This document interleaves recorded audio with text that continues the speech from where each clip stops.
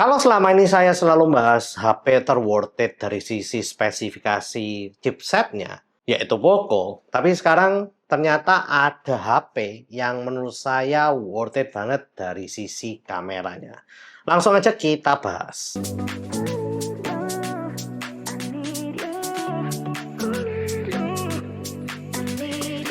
Yo guys, balik lagi dengan video di sini dan kali ini kita akan membahas tentang Tecno Camon 40 series. Ya, Tecno ini akhirnya udah membawa versi non-pro-nya dan juga pro-nya dari Tecno Camon 40. Nah, awalnya sih saya lihat ya kalau Tecno Camon 40 itu kayak Infinix yang dikasih kamera lebih bagusan aja. Dan memang sih harganya itu lumayan oke, di harga 2,7 jutaan. Dan ternyata akhirnya mereka juga membawa Tecno Camon 40 Pro 5G guys. Dimana ini udah membawa kamera yang sama dengan Tecno Camon 40 tapi dengan chipset yang tentu saja lebih bagus lagi, yaitu MediaTek Dimensity 7300. Ini kayak ya Poco X7 tapi lebih bagus di kameranya. Mungkin itu kata-kata yang paling tepat yang bisa saya berikan dari Tecno Camon 40 Pro. Tecno Camon 40 Pro 5G itu bisa saya ngomong seperti Poco X7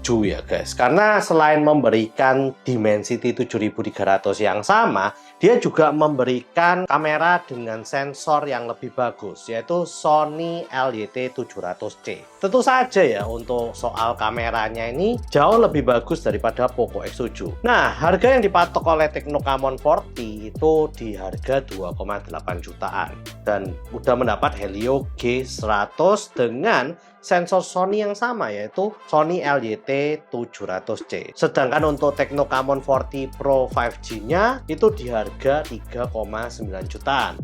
Tapi setelah flash sale kemarin jadi 3,7-an dan kalau kalian menggunakan kupon bisa sampai 3,6 jutaan. Jadi ini benar-benar worth it banget menurut saya. Tentu saja ya dengan sensor Sony LYT700C ini menurut saya udah naik kelas gitu ya. Untuk harga 3 jutaan ini nggak ada yang menggunakan Sony LYT700C. Karena biasanya ini digunakan di harga 5 bahkan lebih ya. Bisa 6 jutaan untuk sebuah smartphone guys. Tapi ini Tecno Camon yang versi biasa dan Pro-nya bisa memberikan di harga 2-3 juta. Ini udah gila banget sih.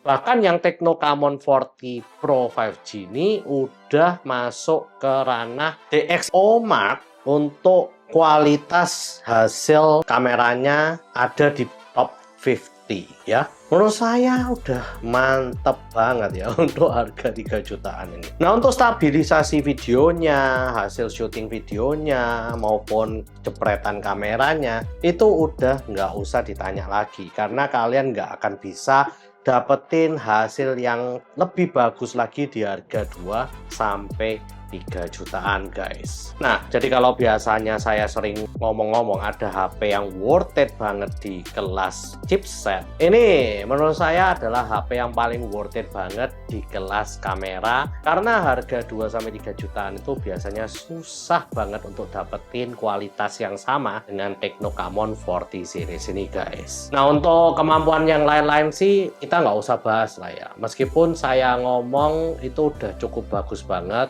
untuk IP ratingnya, terus untuk layarnya, dan juga yang lain-lainnya itu menurut saya udah bagus banget. Nah, perbedaan yang paling mencolok dari kameranya itu ada di selfie kameranya, karena yang Tecno Camon 40 itu hanya dapat 32 megapiksel untuk selfie kameranya, sedangkan untuk yang Tecno Camon 40 Pro 5G itu udah 50 megapiksel untuk selfie kameranya. Sedangkan untuk kamera belakangnya sama ya, 50 megapiksel main kamera dengan Sony LYT700C dan juga 8 megapiksel ultra wide. Nah, dengan total package seperti ini untuk all-in kameranya dan juga menurut saya Dimensity 7300 yang menurut saya oke banget untuk digunain di ranah 3 jutaan. Tecno Camon 40 series ini juga menurut saya menjadi salah satu HP paling worth it di tahun 2025 ini.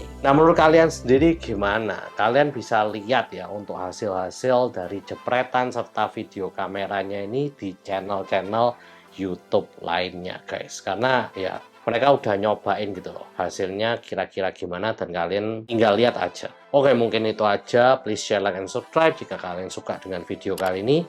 Komen jika kalian ingin ngobrol-ngobrolin tentang Tecno Camon 40 series. See you guys di video selanjutnya. Ya, menurut saya Tecno Camon ini yang malah menyelamatkan Tecno ya, bukan kayak Teknopovanya atau apa, tapi kayak Tecno Camon nih lebih bisa memberi identitas bahwa Tecno nih menyeriusi dunia kameranya di smartphone-nya. Seru sih. Mungkin gara-gara ini ya, Infinix Zero itu dimatikan oleh Transsion Group di Indonesia. Ya nggak tahu lagi sih. Menurut kalian gimana?